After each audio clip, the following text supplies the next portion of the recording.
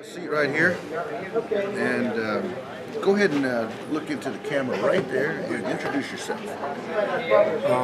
Milele, it's my Anishinaabe name. I'm from Minnesinaquan, which is located in Mille Lacs, Minnesota, about an hour away from actually the big lake in the middle of the state. I'm coming from an outer district. But my English name is Daryl Shimon. It's really good to be here in the woods. All right, and you are here with a youth group. I saw you. That's what got me interested. I saw you giving them instructions yesterday, and so how long have you been doing that? Well, kind of all my life, but actually professionally, going on 15 years now, I believe. I forget. Yesterday I was rudely reminded of how old I'm getting because it was getting tough chasing after the young adults. I don't refer to them. Try not to refer to them as children because they're not. They're future leaders. That's right. But it's been going on about 15 years now. Mm-hmm. Okay. All right. And why do you do it? What really makes it your passion? Well, I like to joke around. I'm a high energy guy, but I always say that, when I become an elder, I don't want anybody abusing me. I don't want to be smacked up and, be taken advantage of. No, actually, the real deal about it is I fall in love with a group of kids. I want them to have the best. I didn't grow up too well. I didn't have the support system. I'm 38 years old, so I was kind of on the end of some pretty bad stuff in boarding schools and things like that. So one of the biggest things, I had to go to a private school, enroll natives there down in Minneapolis. And it was very hard for me to, it almost took my identity. And I can only imagine what happened with the boarding schools because I was 12 years old and I left Perez and I go to my other side of the family because, and I say this unfortunate, but still with a lot of heart. I'm mixed. I'm half Italian, half Native, half Anishinaabe. But the identity issues, I've always identified with my people because that's the way I grew up. Was with my Anishinaabe side. And the identity thing is critical in these young people's lives because you waste critical time during your formative young years. You should be making headway and moving, and that's just not happening right now. So I'm trying to give these guys a sense of identity. Luckily, the place where I come from, we are so culturally sound with the big drums, the ceremonials, with our harvesting wild rice, maple sugar. I just want to make sure the youth have that ability to understand who they are inside, and I never want them to go hungry. I just want the best. I want them to have a life that I didn't have. I want to make sure that they make that headway and be these future leaders here. And again, I want to make sure that I don't get abused. Well, they better pack a lunch if they're going to abuse you. Well, but let me ask you this, because this comes up quite a bit. Is that okay? On one hand, you've got, in order to maybe get a grant from somewhere to help with a youth group, or you have to sort of bring up these statistics about poverty, and about lifespan, and about unemployment, and about dropout rates. And so you almost have to paint a really bleak picture in order to get it. And most of the time, a lot of the time, it's true.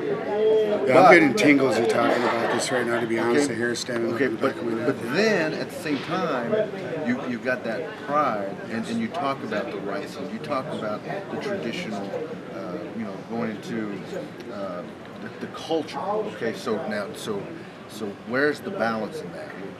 On one hand, you've got poverty, you've got some dysfunction going on. On the other hand, you've got this cultural pride.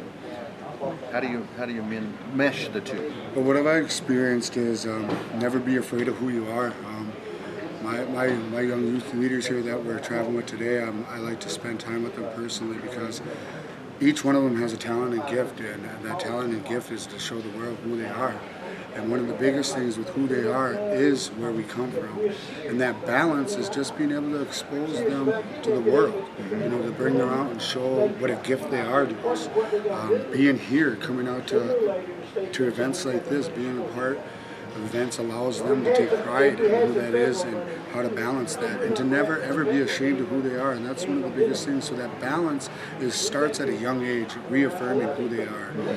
Whether that be a mentor. A lot of times you talked about the social ills, and that made my hair in the back of my neck is the picture that is painted I like to say now we're in a better technology age. Well, we're not painting pictures anymore. We're viral. It's out there. You know, I'd hate to say this, but it is bleak, and it's our job. It's our job to make sure that these youth don't fall through the cracks. But that cultural balance is a must, and it must start early. But that's not saying that anybody who was misplaced, I like to say it, because that's exactly what has happened to some of our Indian people, and it takes them. It's never too late to come back, but at the same time, let's start. You know, we need more mentoring with individuals like myself, like you. I need more interest from the bureaucratic leaders that control those funds, that understand the data. And it's not just about the data here, it's about what's inside our hearts and communities. We need these people to not just get data driven, but to get in the communities and feel that pulse, feel that need, that critical urgency for our youth.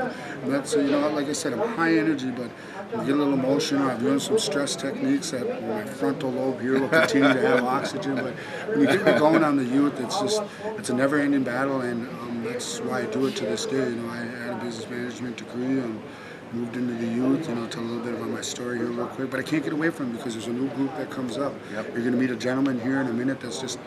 He's fantastic in the way he's been able to balance the social ills in life, to balance his cultural issues, to balance who he is. This is a young man who's grasped that opportunity to show who he is and not to be afraid of his culture. I feel like our youth are back in the old days, in the 60s and 70s, when they were really making that fight, you know?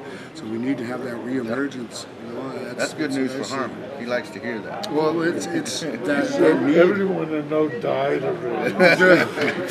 Last night. and bless those individuals that have passed on. You know, we lost some terrific leaders like Belcourt, like Banks, and you know, that's one thing that I want. I come from a huge activist family, so it's one thing to fight for the rights of individuals. You know, and the individuals are not only us, but we're a tribe. And, you know, we're a tribal community, and a big one. You know, we're here with everybody. Well, now Harmon, my partner here, was hoping we get some more real res guys on the show today. Hey, well, you know, and I'm a little bit of both. I can clean up well, you know, I can shine up well, but hey, I'm a little resi too, you know. But no, you have to have that. Res if you want. Yeah, but staying in touch with both sides, you know, and that's what the ability, you know, the young man that'll be up here shortly is going to demonstrate that, you know, how easy it is when you're confident in your own abilities to step out there into the great unknown, and that's what we want. Good job.